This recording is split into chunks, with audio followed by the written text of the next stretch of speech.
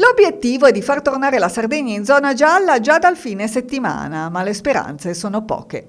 Il contrattacco della Regione Sardegna contro la decisione del Ministero della Salute la settimana scorsa di inserire l'isola in zona gialla non si placa. E il documento al quale si appella il presidente Christian Solinas è l'ultimo monitoraggio della Fondazione Gimbe pubblicato ieri, che testimonia come la Sardegna sia una delle poche regioni italiane ad aver migliorato gli indicatori di contagio rispetto alla settimana precedente. Il dato più significativo, quello sui ricoveri, secondo Solinas, sia per quelli in area medica che in terapia intensiva, rispettivamente al 28% e 22%, dunque ben al di sotto delle soglie di saturazione e sensibilmente inferiori alla media nazionale.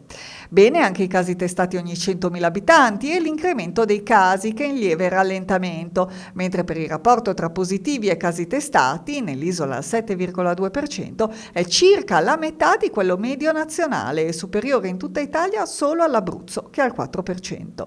Ma il DPCM a questo proposito è chiaro: per passare alla fascia di rischio più bassa bisogna avere dati da fascia gialla o arancione per 14 giorni consecutivi prima di potervi essere inseriti. Dunque, secondo i dati rilevati la settimana scorsa, la Sardegna potrebbe rimanere in zona arancione fino al 7 febbraio.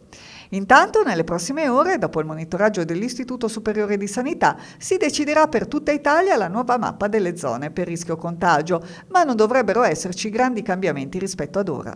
Per il passaggio della maggior parte delle regioni al giallo si dovrà attendere, se tutto andrà bene, la settimana prossima.